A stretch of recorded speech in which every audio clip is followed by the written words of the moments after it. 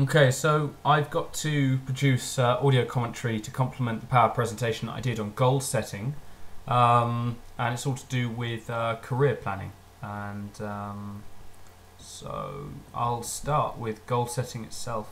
We use a technique for this, which is called SMARTER, and each letter of the word SMARTER is used to assist people in setting out their goals, and so they can observe what they're going to try to achieve, and they can assess quantifiable figures, etc. So the S stands for specific, and what they want for specific is specific goals. They want precise and clear goals rather than broad and ambiguous.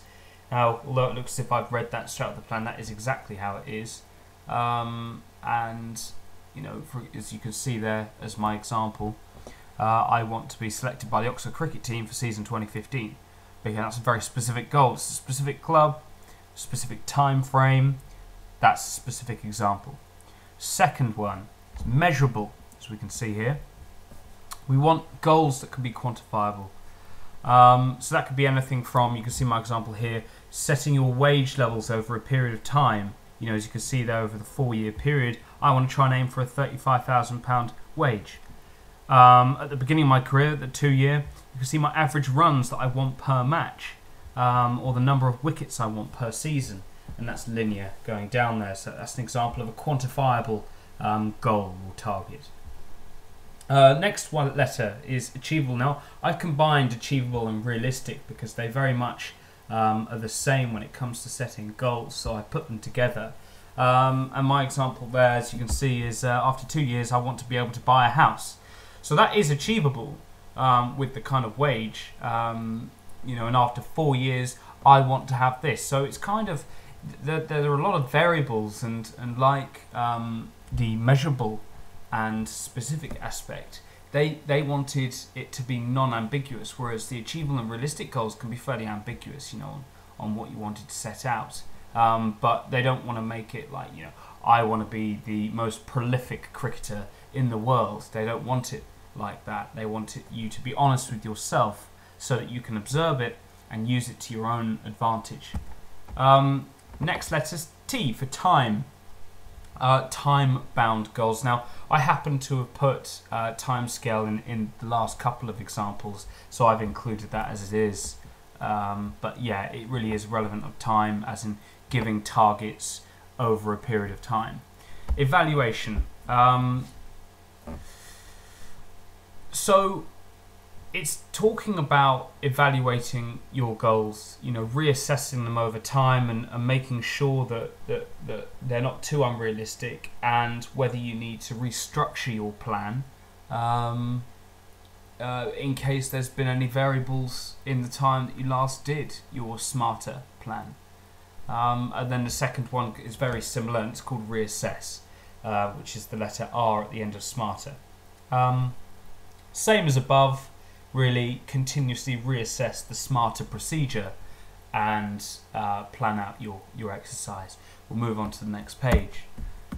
Okay, so this is the goal setting exercise for short, medium and long term, and it's talking about perspectives. Your long term perspective is right into the peak of your career.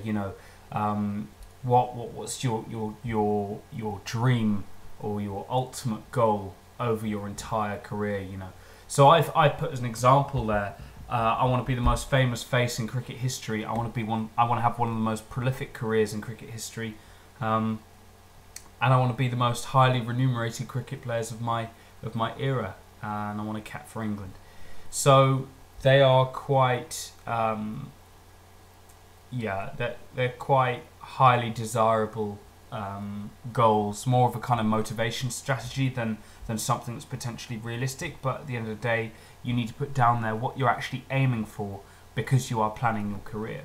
Medium term, they want to be present. So if you're going to be planning out the next 6 months, say your current season that you're going to be working on, you need to set targets of what you want to achieve at that period of time.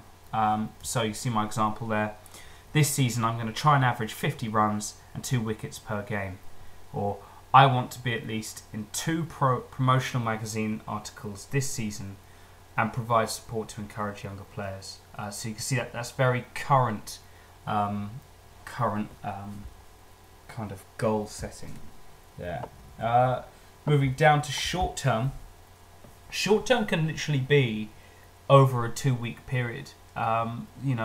First thing I put is fitness. I need to get my fitness up. I need to work on my endurance because last weekend, I ran out of energy and I became depleted and I wasn't performing properly because my energy systems weren't working to the best of their ability and I couldn't sprint fast enough. Therefore, I need to work on that for future games so that I can perform to the better of my ability. Okay. Self and needs analysis. Now, this is what we call the SWOT analysis. SWOT stands for strengths, weaknesses, opportunities, and threats. It's a way that somebody can observe very easily what their strengths are, what their weaknesses are, opportunities, and threats. Now, as you can see here in this example, I put down my strengths as leadership, sprints, spin bowling, power. So I know I'm conscious of what my strengths are. I can see what my weaknesses are. Endurance, as in my previous example, and that's something that I know I need to work on if I'm going to be able to achieve the other objectives in the long-term future. Opportunities, as I put there as well. Opportunities would be, for example, getting a good relationship with your manager. Sports education that's offered by your club, attending club dinners, networking events. With the intention of meeting individuals who are having a more prolific career than you are, and maybe you might be able to piggyback off them and get in the limelight and see what you can do to promote yourself. Now, threats is anything that could threaten your career potential. Emerging competitions, your peers, the people that are also in your club that are performing better than your ability and are going to potentially stop you from achieving your goals, like becoming the first team captain for an entire season. That kind of example. Now also I've got to explain about key review dates. Now that kind of takes me back a couple of pages to the R of the smarter goal setting, of reassessing. Continuously throughout your entire career, you have to reassess the situation entirely. You might break your leg and you might need a complete different career choice because you won't be able to be a professional athlete ever again. However, you might still want to maintain a career in sport, in which case you would have to reassess your situation quite heavily. Alternatively, it might be that you didn't reach your targets as quickly as you hoped, or somebody else managed to make it to captain position before you did, and you'd need to reassess the situation in that respect. Okay, transitional periods and contingencies and additional careers. Okay, so I kind of mentioned that in the explanation of other things. Contingencies, for example, would be, okay, so I'm going to take advantage of the opportunity that my club has offered with sports education, and I'm going to study reflexology. I'm also going to study nutrition and physiotherapy. So if I do injure myself or my career as an athlete comes to a sharp stop, then I have the opportunity to pick up skills that I already have and develop and maintain a career from then on. That would be considered a contingency plan or a backup plan. Again, additional careers is included in that. Transitional periods. This is quite a big one for athletes, especially footballers, because they might know that they're not in a big time club. However, they might want to set a target level of time that they're committed to that club before they review the situation, before they decide to take a look at transferring or say they're interested in joining another club and look to negotiate a package. Transitional periods, you could say, okay, I'm going to be at this club for 2 years and then I'm going to reassess the situation. I'm going to talk to my manager.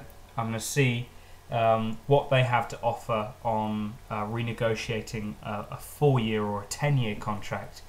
and I might go to some of my competing clubs or the clubs that I desire to be a member of and say, look, I'm interested in the move. Are you guys interested? What could you offer me that my current club can't? This is my track record. This is my performance. You know, that would be considered a transitional period. So I'm pretty sure that covers it. So that is